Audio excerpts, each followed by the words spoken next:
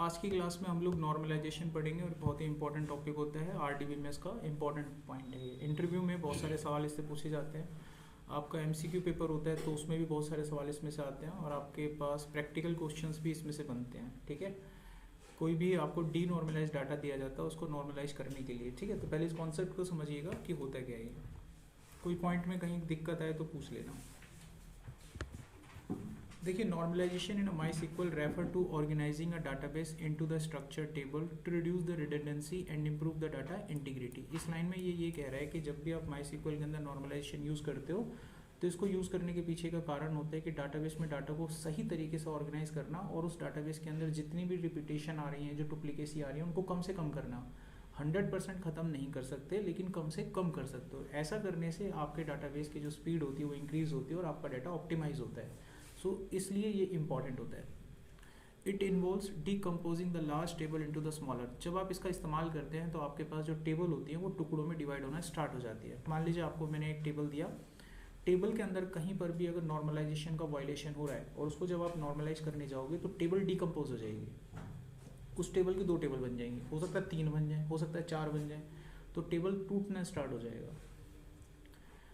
That related to the tables and defining the relationship between them. तो इसमें ये कहा गया है कि वो टेबल टुकड़ों में जब टूटेगी तो मल्टीपल टेबल क्रिएट होंगी और उन टेबल के बीच में आपस में कनेक्टिविटी क्रिएट हो जाएगी, जिसको हम बोलते हैं रिलेशनशिप। और इसी टॉपिक का नाम होता है पेरेंट चाइल्ड रिलेशनशिप, जिसको आप लोग इंटीग्रिटी के नाम से भी जानते हैं, डाटा इंटीग्रिटी। डाटा इंटीग्रिटी में क्या होगा कि अगर टेबल 1 टेबल 2 से कनेक्टेड है तो टेबल 1 टेबल 2 से कनेक्ट कैसे हुई होगी? टेबल 1 में एक प्राइमरी की होगी जो दूसरी टेबल में जाके फॉरेन की बनेगी, तभी टेबल कनेक्ट होती है। अब यहाँ पर डाटा इंटीग्रिटी क्या कहता है? जो टेबल 2 है जहाँ पर आपकी फॉरेन की है उसके अंदर एंट्री नहीं कर सकते जब तक कि वो एंट्री प्राइमरी की में ना हो। सही है, डाटा क्या हो गया? इंटीग्रेट हो गया। जैसे टेबल ए है और टेबल बी है मानकर चलिए, ठीक है, उसको डायग्राम से समझाते हैं। एक टेबल ए है, एक टेबल बी है। इसके अंदर एक आईडी है 1 और बंदे का नाम है राम, ठीक है। अच्छा, एक आईडी है 2, बंदे का नाम है श्याम। अब इसकी बाकी की जानकारी दूसरी टेबल में स्टोर्ड है। इसकी आईडी है 1, बंदा रहने वाला है दिल्ली का और ये जो रहता है दिल्ली में रहता है और इसकी सैलरी 25,000 है, फलाना काम करता है। बंदे की आईडी है 2, ये रहता है गुड़गांव में और इसकी सैलरी 26,000 है। अब मैं यहाँ पर एंट्री कर रहा हूँ, बंदे की आईडी 3 फलाना जगह रहता है। ये एंट्री नहीं हो सकती। क्यों नहीं हो सकती? ये प्राइमरी की है, ये यहाँ पे आके कनेक्ट होके बनी फॉरेन की। तो जो भी वैल्यू आप यहाँ पे डालते हैं उसकी एग्जिस्टेंस यहाँ एज अ प्राइमरी की होनी चाहिए। अगर वो एग्जिस्ट नहीं करती तो डाटा एंटर नहीं हो सकता। अब ये 1 क्यों एंटर हुआ? क्योंकि एग्जिस्ट करते हैं। 2 क्यों एंटर हुआ? क्योंकि एग्जिस्ट करते हैं। 3 क्यों नहीं एंटर हुआ? एग्जिस्ट नहीं करता। तो इस कॉन्सेप्ट को डाटा इंटीग्रिटी कहा जाता है। कॉन्सेप्ट समझ में आ गया? But is data integrity. और इन दोनों के बीच में जो रिलेशनशिप क्रिएट हो रहा है उसे क्या बोलते हैं? Parent child relationship. तो इम्पोर्टेंस क्या है? Importance of the normalization MySQL database. तो माई सिक्वल में इसकी क्या ज़रूरत है? Without normalization same data gets repeated in multiple places. अगर आप इसे यूज़ नहीं करते हैं तो आपके टेबल के अंदर सेम डाटा कई जगह रिपीट होने की संभावनाएं हैं। वो डाटा एक ही जगह पर बहुत बार रिपीट हो रहा होगा। Normalization stores each piece of data in just 1 place. इसमें क्या होता है? कम से कम आपका रिडंडेंसी रिपीटेशन आता है। जो डाटा की रिक्वायरमेंट है वो एक ही बार स्टोर करते हैं, बार बार थोड़ी ना करते हैं स्टोर। एक एग्जांपल से समझने की कोशिश कीजिएगा अगर कर सकते हो तो। मान लीजिए मेरे पास एक सेंसस का डाटा है जिसमें एम्प्लॉयज़ की मैं डिटेल डाल रहा हूँ, या सेंसस को थोड़ी देर के लिए भूल जाइए। एक डाटा है किसी भी चीज़ का, स्टूडेंट का हो सकता है, एक हो सकता है।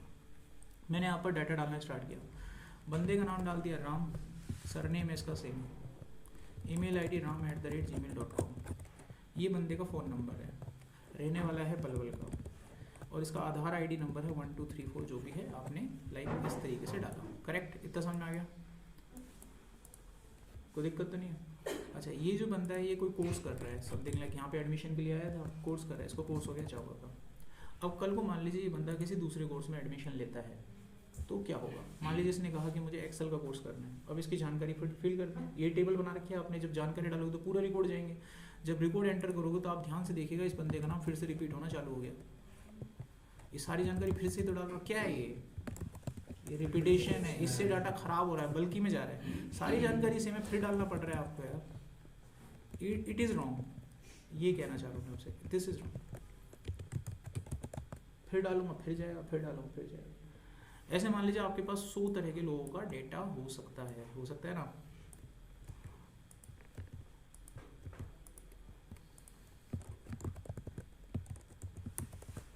ये डाटा मेरे पास, ठीक है। अच्छा शाम जो है आईडी डालते हैं शाम,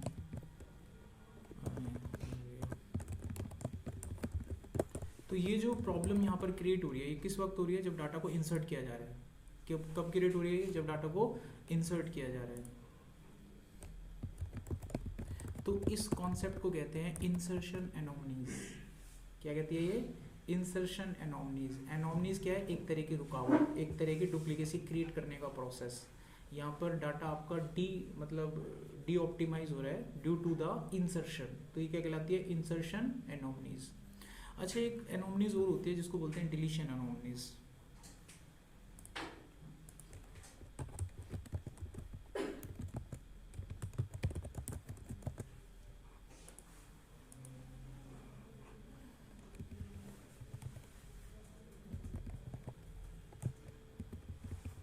तो मेरे को थोड़ा समझाने के लिए ऐसा करना पड़ा।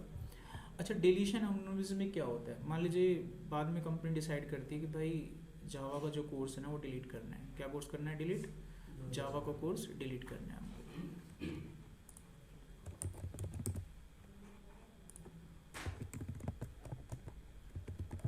जावा का कोर्स डिलीट करना है, आपने क्वेरी फायर कर दी जावा के कोर्स को डिलीट करनी है। ध्यान दीजिएगा, अब जावा का कोर्स यहाँ पे है, यहाँ पे डाटा डिलीट करेगा। जब ये डाटा डिलीट करेगा ना तो साथ में उस डेटा को भी डिलीट कर देगा जो आप चाहते नहीं थे।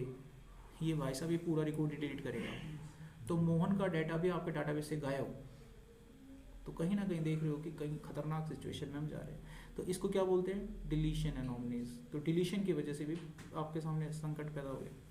एक होती है अपडेशन एनोमनीज। अपडेशन एनोमनीज में क्या होता है, ये बंदा बोलता है कि भाई मेरी मेल आईडी चेंज कर दो। आप मेल आईडी चेंज करने की कमांड फायर करते हो। अब इस बंदे की मेल आईडी इस डाटाबेस में मान लीजिए 50 जगह पर है, तो ये उन 50 जगह पे जाके बदलेगा उसको। That is called updation anomalies. और आमतौर पर जब हम ट्रांजेक्शन परफॉर्म करते हैं तो हमने 3 ही होते हैं, इंसर्शन, अपडेशन, डिलीशन। सिलेक्ट आपका सिलेक्शन क्वेरीज में आएगा और जो बाद में आप देखेंगे, यहाँ पर इसका कोई रोल नहीं। तो समझ में आएगा आप लोगों को। So that is the problem. अब ये प्रॉब्लम अगर आपको ये ना सिखाई जाए इसको कैसे दूर करें, तो आप बता नहीं सकते कैसे करना है। और आमतौर पर जब हम पढ़ते हैं स्टार्टिंग में, जब कोई भी कोर्स होता है तो हम लोग के पास डाटा होता है और सिलेक्ट करना, डायरेक्ट चलते हैं गोली चला, दर दर दर दर दर डाटा उठाया डाला, लेकिन इसके पीछे का बेस हमको नहीं पता। इंटरव्यू में पहला सवाल यही आ जाएगा आप लोगों के लिए। ऑब्जेक्टिव समझ में आ गया हम क्या करने वाले हैं। तो डाटा को देखकर डाटा को सही करना सीखेंगे आगे। हम डाटा को देखकर ये देखेंगे कि इसमें कहाँ कहाँ पर प्रॉब्लम्स हैं, इसको कैसे नॉर्मलाइज करें, ठीक है। फिर प्रैक्टिस के लिए आप लोगों को डाटा दूंगा और नेक्स्ट क्लास से पहले आप मेरे को व्हाट्सएप करके अपना प्रैक्टिस फाइल भेज देंगे कि भाई हमने ये चीज़ सॉल्व करी है। अब चलिए एक एक करके इसको सॉर्ट आउट करते हैं। तो किसी भी डाटा को नॉर्मलाइज करने के लिए जो पहली अवस्था में जो डाटा आपको दिख रहा है, जो डाटा आपने यहाँ पर देखा, ये डाटा कहलाता है डी नॉर्मलाइज। जो पहली बार आपको कोई डाटा दिया जाता है उसको हम क्या बोलते हैं, डी नॉर्मलाइज। उसमें आपको चेक करना है नॉर्मलाइजेशन। अगर वो डाटा नॉर्मलाइज फॉर्म में आ जाता है तब हम कहते हैं कि डाटा नॉर्मलाइज हुआ है। फिलहाल आपको कोई भी डाटा मिलेगा आप उसको क्या बोलेंगे, डी नॉर्मलाइज, ठीक है। उसको ठीक करने के बाद आप क्या देंगे, नॉर्मलाइज। मैंने आपको कोई डाटा दिया, मैं आपसे कहूँ ये नॉर्मलाइज है कि डी नॉर्मलाइज है, तो क्या कहोगे, देखने के बाद बताएंगे। अभी देखने के बाद बताएंगे, फिलहाल तो अभी डी नॉर्मलाइज है। देखने के बाद जब कंफर्म हो जाएगा तब आप क्या बोलोगे, this is a normalize data. जब डाटा नॉर्मलाइज हो जाए तब टेबल बनती है और डाटाबेस में बनाया जाता है उसको पेपर पे, सिस्टम पे, और फिर रिकॉर्ड जाता है। अब आप बिना देखे अगर ये मैं कहूँ कि भाई स्टूडेंट का डाटा डालना, आप ऐसे ही तो बनाते, कॉलम तो यही होते, बच्चे का नाम, लास्ट नेम, ईमेल आईडी बना के आप तो क्रिएट कर देते टेबल, रिकॉर्ड भी चला देते। क्या फ़ायदा, वो रिसाइकिल बिन में जाता है आपका, कोई फ़ायदे का तो है नहीं, वो सोचा आपका गलत हो जाता है। यही कारण होता है जब आप लोगों के पास जब इंटरव्यू टाइप में कोई टेबल वगैरह डिज़ाइन करने के लिए दी जाती हैं, आप ऐसे ही बना के आ जाते हो, फिर सोचते हो मैंने करा तो सब कुछ था, उन्होंने कॉल नहीं करा, पता नहीं क्या हो गया। आप लोगों ने यहाँ पे इस तरीके से रायता फैला दिया होता है, वो देखते ही नहीं है, फिर इसको ख़राब हो गया सिस्टम, ठीक है। डाटा को बनाते वक्त उसमें नॉर्मलाइजेशन चेक किया करो। अब इंटरव्यू में पूछे डिनॉर्मलाइजेशन क्या है तो बता देना। कोई भी ऐसा डाटा जिसमें एनोमनीज रहती हैं उसे हम डिनॉर्मलाइज डाटा कहते हैं। उसके अंदर रिपीटेशन आ जाती है, डाटा बार बार रिपीट हो रहा होता है। रिपीट होने की वजह से हमारे डाटाबेस में एनोमनीज क्रिएट होती है। एनोमनीज क्या होती हैं, जो मैंने अभी आपको चीज़ें बताई। अच्छा, इसको फिर ठीक कैसे करेंगे, इसके लिए हमको डाटा को नॉर्मलाइज करना होता है, ठीक है। तो नॉर्मलाइजेशन क्या होता है, normalization is the process of reduce the redundancy in the table. अगर ऐसा करते हैं तो क्या होगा, ऐसा करने से हमारी जो टेबल होती है वो डिकम्पोज होती है मल्टीपल टेबल्स में, और वो टेबल आपस में कनेक्ट कर दी जाती हैं। इससे इनके बीच में एक रिलेशनशिप क्रिएट होता है और ये हमारे डाटा को इंटीग्रेट करके चलता है। पॉइंट टू पॉइंट जवाब दीजिए फिर। आपने समझा होगा तो पॉइंट टू पॉइंट जवाब दोगे, आपने रट्टा मारा होगा तो फिर कहानी खराब आपकी। ठीक है, अब एक एक करके हम इसको स्टेप बाय स्टेप करेंगे। किसी भी डाटा को नॉर्मलाइज करने के लिए उसको 3 फेज से गुजारते हैं, फेज 1, फेज 2, फेज 3। ठीक है, पहला फेज होता है फर्स्ट नॉर्मलाइजेशन, सेकंड फेज होता है सेकंड नॉर्मलाइजेशन, थर्ड फेज होता है थर्ड नॉर्मलाइजेशन। तो एक एक करके इनको देखेंगे। मैं एक सैंपल आपको करके उसको ठीक करके बताऊंगा, फिर आपको प्रैक्टिस के लिए डाटा दूंगा, 5 मिनट का वक्त दूंगा। समझना ही तो पेपर पे फटाक से बना देना, क्योंकि मैं कोई भी आपको डाटा इतना बड़ा नहीं दूंगा जिसमें 300-400 रिकॉर्ड होंगे। समझाने के लिए 3 या 4 रिकॉर्ड दूंगा, उसको पेपर में बनाने में 5 मिनट लगेगा आपको। ठीक है, उसमें ही रिप्लाई आना चाहिए, आ गया ठीक है, नहीं आया तो फिर हम आगे बढ़ेंगे, फिर वो आपके लिए होमवर्क हो जाएगा, घर पे जाके करना। ठीक है, चलिए बेटा पहले आते हैं हम अपने फर्स्ट नॉर्मलाइजेशन फॉर्म में। यहाँ पर आप ये डाटा देखिए, स्टूडेंट का डाटा है और इसमें हमारे पास 3 कॉलम है, SID, SNAME, कॉन्टैक्ट। ये स्टूडेंट का डाटा है, SID है S1, बंदे का नाम है राज, इसके हैं 2 कॉन्टैक्ट नंबर डाल दिए मैंने। यहाँ तक तो कोई दिक्कत नहीं है, डाटा है। अब इस तरह का डाटा जब आपके पास आएगा तो आपको चेक करना है कि ये डाटा फर्स्ट NF के फॉर्मेट में है या नहीं है, यानी ये फर्स्ट NF के रूल को फॉलो करता है कि नहीं करता है। तो कोई भी डाटा फर्स्ट NF में तब होगा जब ये 2 कंडीशन उसमें फॉलो हो जाएंगी। ठीक है, ये 2 कंडीशन उसमें क्या होने चाहिए, फॉलो होने चाहिए। पहली कंडीशन क्या है आपकी, 1 सेल है 1 वैल्यू, 1 सेल है 1 वैल्यू। अब जरा इसको देख के बताओ, इसमें गड़बड़ दिख रही है ना आपको, एक सेल में 2 वैल्यू आ गई, कितनी होनी चाहिए, 1 होनी चाहिए, 1 होनी चाहिए। 1 सेल है 1 वैल्यू, 1 सेल है 1 वैल्यू, तो 2 वैल्यू उसमें नहीं हो सकती। कितनी हो सकती हैं, 1 वैल्यू हो सकती है। तो ये कहीं ना कहीं वायलेशन है। क्या ये वायलेशन है, तो इसको ठीक करना पड़ेगा। तो उसको ठीक कैसे करना है देख लो ध्यान से, प्रोसेस बता रहा हूँ ठीक करने का। जैसे ये डाटा है, ठीक है, यहाँ पर जो राज है इसकी एंट्री यहाँ पे 2 बार है, इसकी एंट्री यहाँ पर 2 बार है। ठीक है, एक 897 के लिए, 5 तो आपको ये एंट्री 2 बार करनी होगी। ऐसे लिखिए, एक कॉन्टैक्ट नंबर आपका 567 हो जाएगा। हो गया डन। अच्छा, अब ये एक सेल में एक वैल्यू खत्म, अगले को पढ़ो। एक यहाँ पे दिक्कत आ रही है, इसको भी आप 2 बार लिखेंगे ऐसे।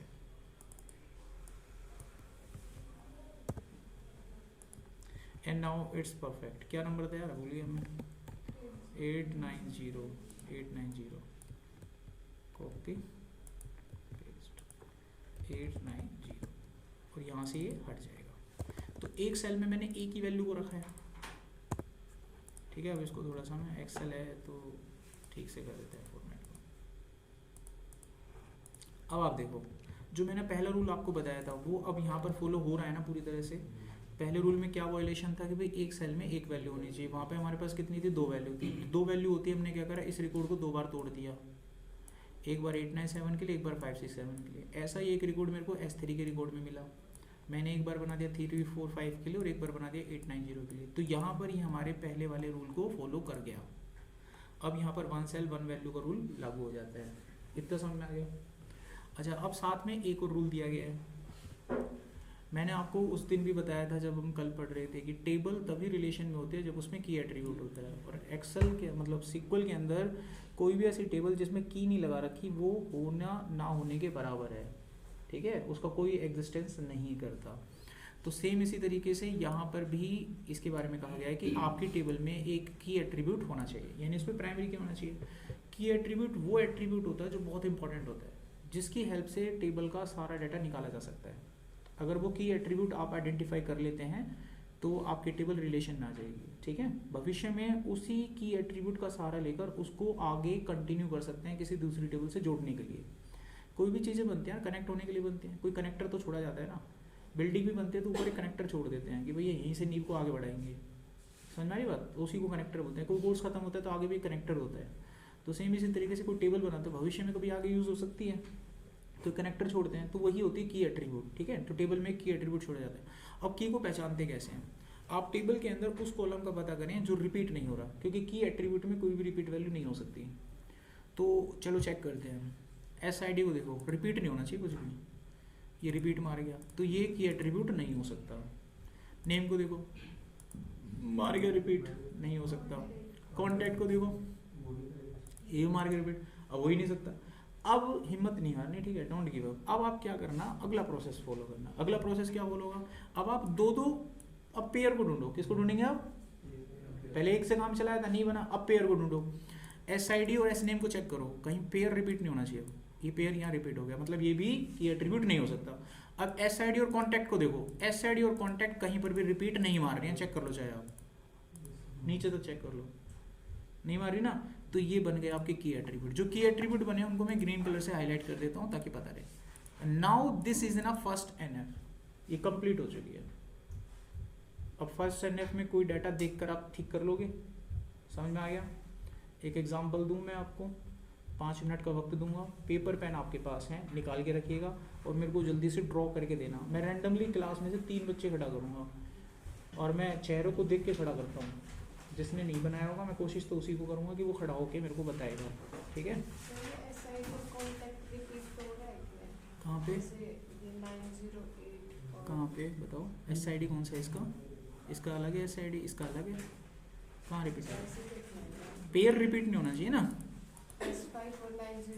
S5908 पेयर अलग है, S4908 पेयर अलग है, it can not be repeated. But यहाँ पर रिपीट हो रहा था, S1 राज फिर दोबारा आ गया था S1 Raj, this is repeated. हाँ, सिंगल वैल्यू मत देखिए रिपीट, सिंगल वैल्यू का फॉर्मेट खत्म हो गया। सिंगल वैल्यू रिपीट हुई थी तभी तो हम पेयर पे जा रहे हैं, ठीक है। तो आपके लिए एक सवाल सामने स्क्रीन पे देखिएगा, ये डाटा दे दिया मैंने आपको। अब आपको लगता है ये फर्स्ट एनएफ में, तो ऐसे ही उतार के ले आना। आपको लगता है नहीं ये फर्स्ट एनएफ में नहीं है, तो उसको ठीक करके लाइए। ये डाटा है स्टूडेंट आईडी, स्टूडेंट का नाम और सब्जेक्ट, इसको फर्स्ट एनएफ में चेक करो, अगर है तो ऐसा ही दे दो उतार के। अगर आपको लगता है कि नहीं सर ये नहीं है फर्स्ट एनएफ में, वायलेट हो रहा है, तो इसको ठीक करके दीजिए। फर्स्ट एनएफ में कैसे चेक करते हैं, ठीक है। टेबल बनाने से पहले उस टेबल को तीनों फॉर्मेट में चेक करना है आपको, first NF, 2NF, 3NF। First NF आपको समझ में आ गया। अब 2NF देखो, 2NF में 3 रूल होते हैं, इन तीनों रूल को आप फॉलो करोगे। पहला रूल, किसी भी टेबल को 2NF में कन्वर्ट करने से पहले आप ये वेरीफाई करोगे वो टेबल फर्स्ट एनएफ में होनी चाहिए। अगर वो टेबल फर्स्ट एनएफ में है तभी वो 2NF में जा सकती है, वरना नहीं जा सकती। पहला रूल, ठीक है। रूल नंबर 2, तो चलिए इस टेबल के ऊपर हम 2NF इम्प्लीमेंट करके देखने वाले हैं। ये फील्ड का नाम है, एक्चुअली टीचर का नाम है ये, ठीक है। ये स्टूडेंट का नाम है, सॉरी मैं लिख देता हूँ, यहाँ पर फील्ड लिखी हुई नहीं है, स्टूडेंट नेम, और ये हो गया आपका टीचर नेम, और इसकी कोई रिक्वायरमेंट नहीं है हमारे पास।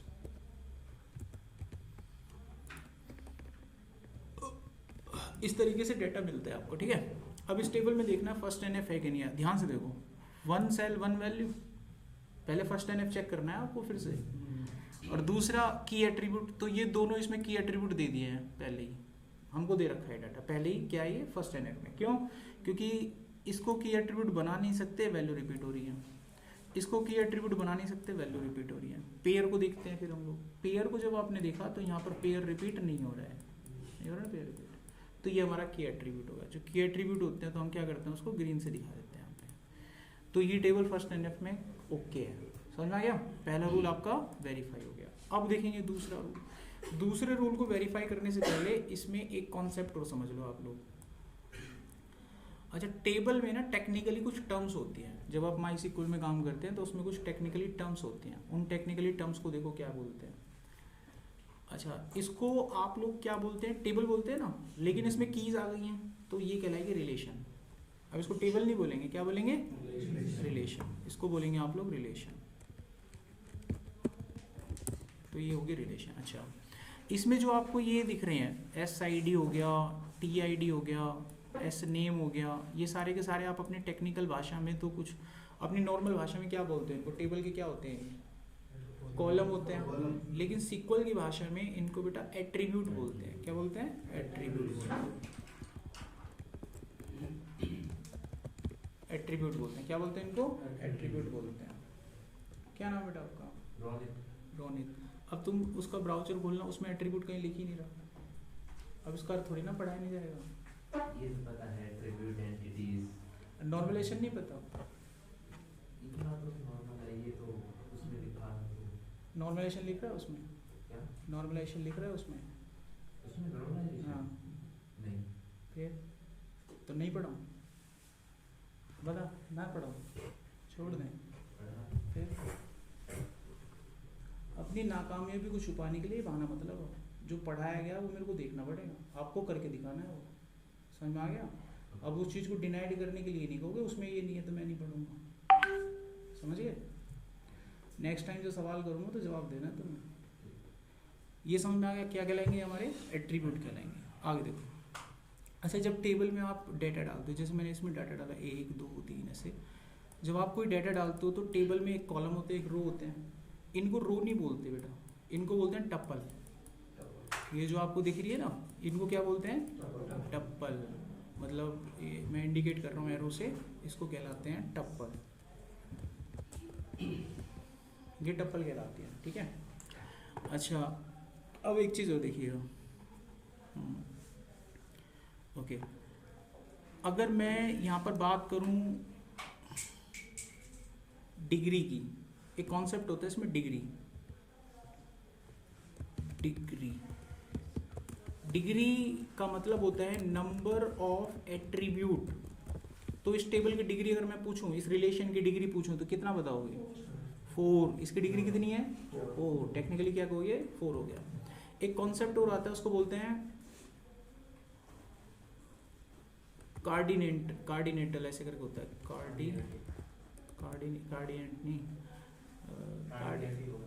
कार्डिनैलिटी, हाँ कार्डिनैलिटी। ये देखो तुमने पढ़ी होगी एक टर्म, पढ़ी है कभी, हाँ ये वही होती है। देखो अब इसको भी तो पता चल रहा है, टर्म्स होती हैं सिक्वल की भाषा में बोलते हैं। इसका टर्म है कार्डिनैलिटी। कार्डिनैलिटी का मतलब होता है नंबर ऑफ टपल्स, यानी number of records, number of records. अगर मैं आपसे पूछूं इस टेबल की कार्डिनैलिटी कितनी है तो कितना बताओगे, 6। अभी चीज़ समझ में आ गई। अब ये टेबल आपके पास, टेबल में चीज़ों की टर्म्स मैंने आपको बता दी, टप्पल क्या होते हैं, एट्रीब्यूट क्या होते हैं, रिलेशन क्या होती है, डिग्री क्या होती है, कार्डिनैलिटी क्या होती है। अब मैं इस टेक्निकल भाषा में एक लाइन बोलूँगा, आप उसको क्रैक करके यानी उसको डिकोड करके मुझे बताओगे ये कौन सी टेबल है, टेबल में प्राइमरी की है कि नहीं है, ठीक है, इसमें कितने कॉलम बनेंगे और कितने इसमें रो बनेंगे, ठीक है। मैंने अगर आपसे कहा कि I have a employ relation, ठीक है, I am having a relation that name is employee having 5 degree and 3 cardinality, what does it means? एक एम्प्लॉय का टेबल है, उसमें 5 एट्रीब्यूट और 5 कॉलम्स हैं और 3 रिकॉर्ड्स हैं, यानी 3 रिकॉर्ड उसमें भरे हुए हैं। अगर मैंने बोला है employ relation, what does it means, मेरे पास उसमें की एट्रीब्यूट भी है। हाँ, अगर मैं बोलता है एम्प्लॉय टेबल, जरूरी नहीं है कि नहीं है, अभी की एट्रीब्यूट है भी कि नहीं है पता नहीं, लेकिन रिलेशन बोलने के बाद दावा ठोक दिया मैंने, भाई उसके अंदर की एट्रीब्यूट है। टेबल बोला जरूरी नहीं है, अब बनाते नहीं टेबल, आप टेबल बना लो टेबल के एक्सक्यूएल में जाके, की मतलब और तब भी बनती है टेबल तो, लेकिन जब आपने उसका नाम रिलेशन बोल दिया तो उसके अंदर की एट्रीब्यूट आपको पक्का मिलेगा टर्म्स के तरफ से।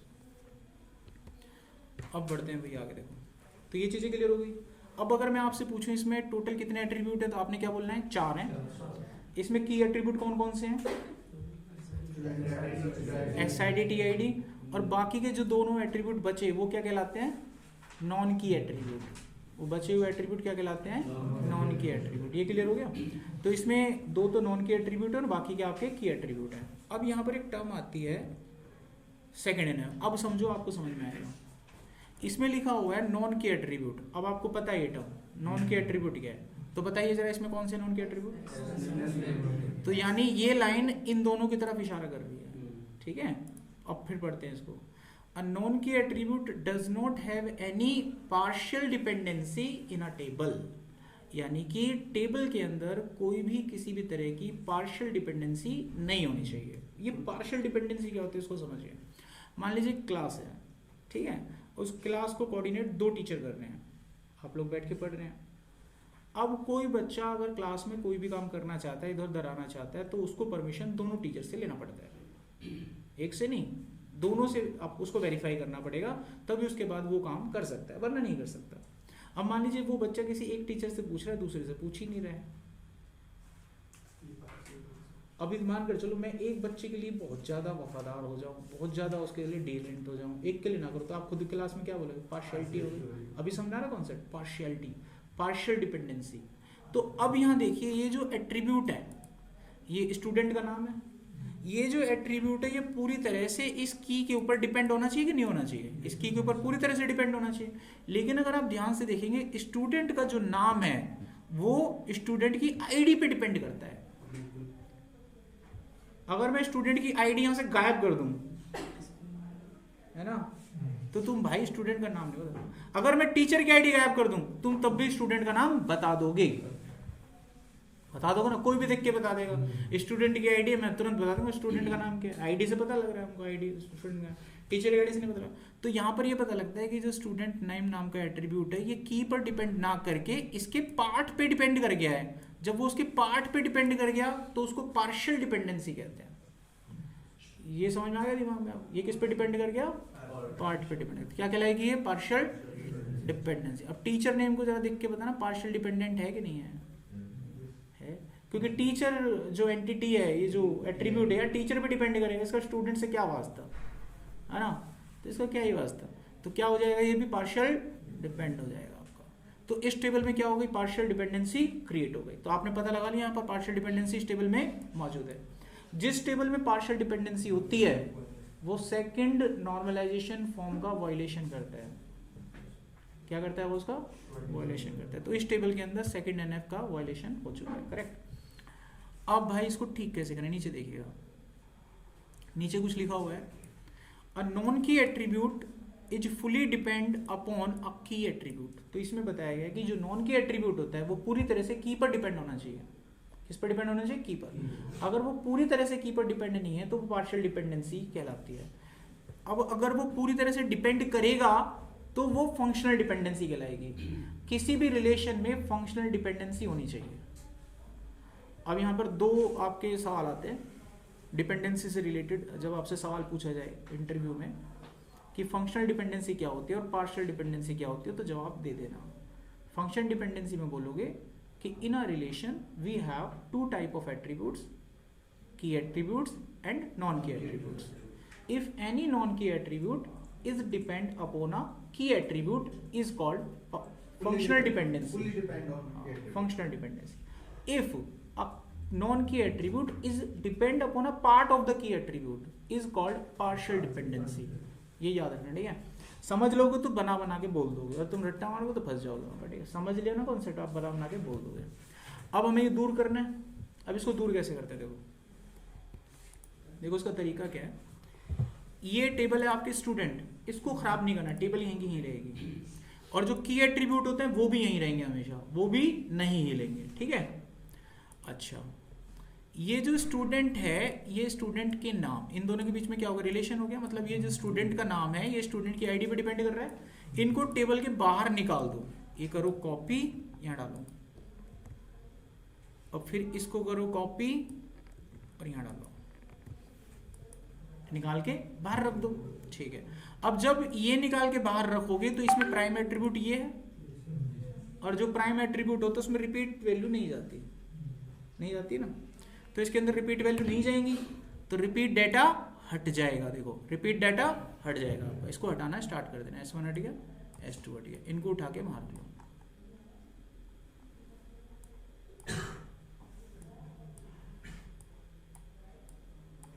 अच्छा, इसके बाद क्या बचा? जो टीचर का नाम है वो किस पे डिपेंड करता है आपका? टीचर की आईडी पे। तो टीचर नेम और टीचर आईडी को उठा के अलग रख लेना। यहाँ पर मैंने डाटा जो है ना ऐसे नहीं बना रखा कि जो स्टूडेंट 1 है उसका नाम रहीम है, मैंने अलग कर रखा, नाम सेम होना चाहिए। और सैंपल के रूप में ऐसे बना दिया, तभी आपको ऐसा लग रहा है स्टूडेंट 1 है, राम रहीम, रहीम 2 कैसे आ गया। बात समझ रहे हो मेरी? इसको ठीक कर देते हैं, वरना आप लोग ना पढ़ाई जब करोगे तो, क्योंकि आप लोगों का दिमाग है ना अलग तरीके से चलता है, पढ़ते समय अलग कर जाओगे तो नाम सही कर देते हैं। जो स्टूडेंट 1 है मान लीजिए उसका नाम रहीम है, तो हर जगह मैं रहीम लिख देता हूँ। जो स्टूडेंट 2 है उसका नाम मान लीजिए सुमित है, तो स्टूडेंट 2 हो गया सुमित। और जो स्टूडेंट 3 है वो पंकज, ठीक है। स्टूडेंट 4 मनीष, ठीक है। अब अलग कर देते हैं, अभी ठीक आएगा डाटा। ये आपने करा कॉपी, इसको कर दो अलग, और ऐसे ही सेम इसको अलग कर दो, अलग हो गया। अब अलग होने के बाद इसके ऊपर लग जाएगा की एट्रीब्यूट, और जो की एट्रीब्यूट रहेगा रिपीट वैल्यू नहीं होंगी। अब आप देखो इस बंदे का जो आईडी वाला रिकॉर्ड है जो दो बार रिपीट हो रहा था, अब डिलीट होने लग गया, रिपीटेशन क्या हो गया, खत्म हो गया। अब इस टेबल में स्टूडेंट का नाम एक ही बार आपको आता हुआ दिखाई देगा। क्या आप किसी को स्टूडेंट का नाम रिपीट होते हुए दिख रहा है, खत्म हो गया रिपीटेशन, ठीक है। अब ये वाला डेटा यहाँ से हट जाएगा, की नहीं हिलती, की वहीं रहेंगी, ठीक है, की नहीं हिलती, ये हटेगा यहाँ से।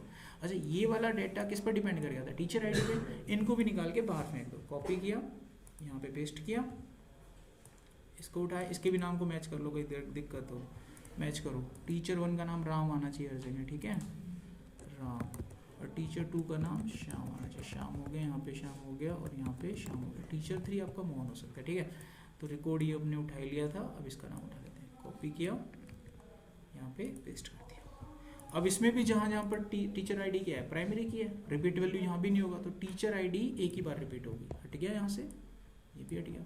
अब किसी भी टीचर का नाम क्या किसी को 2 बार दिख रहा है, कितनी टेबल बन गई, 3। एक स्टूडेंट टेबल, क्या नाम है इसका, स्टूडेंट, और एक टीचर टेबल, और एक ट्रांजैक्शन टेबल। जब कोई स्टूडेंट एक ट्रांजैक्शन जैसे कोई कोर्स वोर्स उससे पढ़ेगा तभी तो होगा कनेक्शन, तो हो गया ट्रांजैक्शन टेबल। तो कितनी टेबल बन गई, 3 टेबल। ये कौन सी टेबल है, प्राइम एट्रीब्यूट वाली। तो पहले ये टेबल अस्तित्व में आई होंगी, जब डाटाबेस बनाने बैठोगे ना, जब टेबल क्रिएट करोगे तो सबसे पहले कौन सी टेबल बनाओगे, स्टूडेंट टेबल, उसके बाद कौन सी टेबल बनाओगे, टीचर टेबल, अंत में बनेगी ये टेबल। टोटल कितनी टेबल बनी, 3 टेबल बनी। इस टेबल का क्या नाम होगा, ट्रांजैक्शन टेबल होगा। अभी समझ में आ रहा है, इस पूरे डाटाबेस में किसी टीचर का नाम रिपीट हो रहा है कहीं, स्टूडेंट का नाम रिपीट हो रहा है। कल कोई स्टूडेंट अपना नाम चेंज करवाएगा, यहीं से हो जाएगा ना चेंज, उसको डाटाबेस में 50 जगह एंट्री नहीं बदलनी पड़ेगी, ठीक है। टीचर अपना नाम बदलवाएगा। अब इसकी तो बहुत सारी और भी जानकारी हो सकती थी ना, स्टूडेंट का आईडी, नेम, कोर्स, स्टूडेंट पे जो डिपेंड करता है अलग हो जाता हो, तो हमें बार बार उसको बदलना नहीं पड़ेगा। तो this concept is known as second normalization form. इसमें कोई डाउट है?